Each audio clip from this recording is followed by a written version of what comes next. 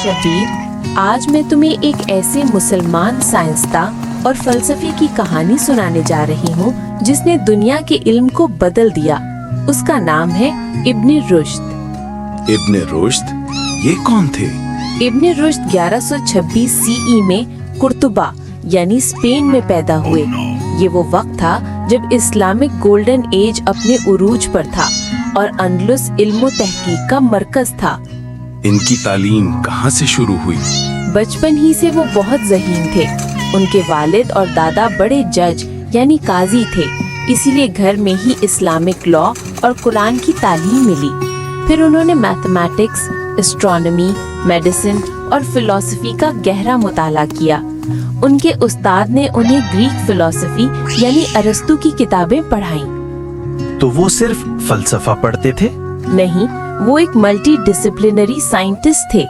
दिन में जज के तौर पर इस्लामिक जूरिस्प्रूडेंस के फैसले करते और रात को फिजिक्स, एस्ट्रोनॉमी और मेडिसिन पर तहकीक करते।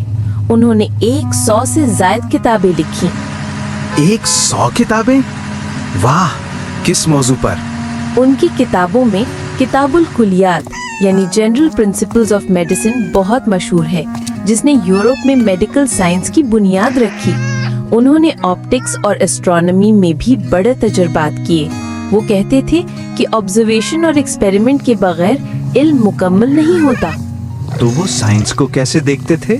इब्न रुश्द ने कहा, religion and philosophy never conflict, यानी दीन और साइंस में टकराव नहीं बल्कि हमाहंगी है।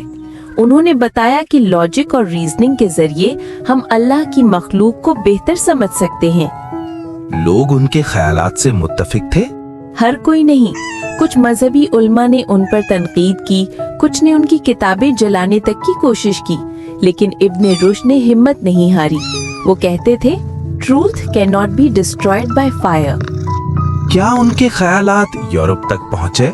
जी हाँ, उनके फलसफियाना काम ने यूरोप में रेनेसांस की बुनियाद डाली। उनकी अरस्तु पर लिखी गई शुरुआत ने क्रिश्चियन फिलोसोफर्स जैसे टॉमस एक्विनस पर भी गहरा असर डाला। क्या वो एक साइंटिस्ट के साथ साथ डॉक्टर भी थे? जी, वो एक अजीम फिजिशियन भी थे।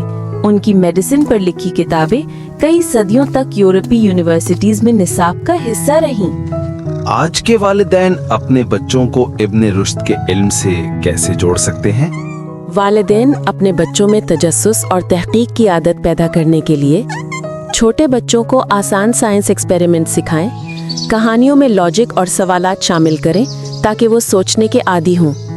हर हफ्ते एक सवाल दिन रखें जिसमें बच्चा जो चाहे सवाल करे और वालिदैन मिलकर उसका जवाब ढूंढें। बच्चों के लिए 5 मंतकी सवालात और जवाबात। सवाल 1, अगर दिन में सूरज निकलता है तो चांद क्यों नजर नहीं आता? क्योंकि सूरज की रोशनी इतनी तेज होती है कि चांद की हल्की रोशनी दिन में छुप जाती है। सवाल 2, अगर हवा हमें दिखाई नहीं देती तो हम कैसे जानते हैं कि ये मौजूद है? जवाब, जब हवा चलती है तो दरख्त हिलते हैं, कागज उड़ता है, ये इसकी मौजूदगी का सबूत है। सवाल 3, पानी गर्म करने से भाप क्यों बनती है? जवाब, हरारत से पानी के ज़रात तेज हरकत करते हैं और गैस की शक्ल में बदल जाते हैं, जिसे हम भाप कहते हैं। सवाल 4, अगर ज़मीन घूमती है तो हम गिर क्यों नहीं जाते? जवाब, ग्रेविटी यानी कशिश शकल हमें ज़मीन के मरकज़ की तरफ खींचती है, इसलिए हम मजबूती से ज़मीन पर रहते हैं। सवाल 5, बारिश के बाद ज़मीन से मिट्टी की खुशबू क्यों आती है? जवाब, बारिश के कतरों से ज़मीन में मौजूद बैक्टीरिया एक ख़ास खुशबू वाला मादा जियोस्मिन छोड़ते हैं। अहम सबक वालिदैन के लिए, अपने बच्चों को हर दिन कम से कम एक नया सवाल करने की आदत डालें। उनके साथ कुरान के साइंसी पहलू पर बात करें ताकि ईमान और इल्म साथ बढ़ें। घरों में सादा साइंस एक्सपेरिमेंट्स का माहौल बनाएं ताकि बच्चों में तहकीक और लॉजिक की मोहब्बत बढ़े। ये कहानी सिर्फ माजी की नहीं बल्कि आज के हर घर की रहनुमाई है, ताकि हमारे बच्चे भी इब्न रुश्द की तरह इल्म के आसमान को छू सकें। शब्बीर एक साइंटिस्ट जैसा है। उसकी वीडियो का मयार बहुत बुलंद है। वो सिखाने का जो अंदाज रखता है उसे हायर लर्निंग कर्व कहा जाता है।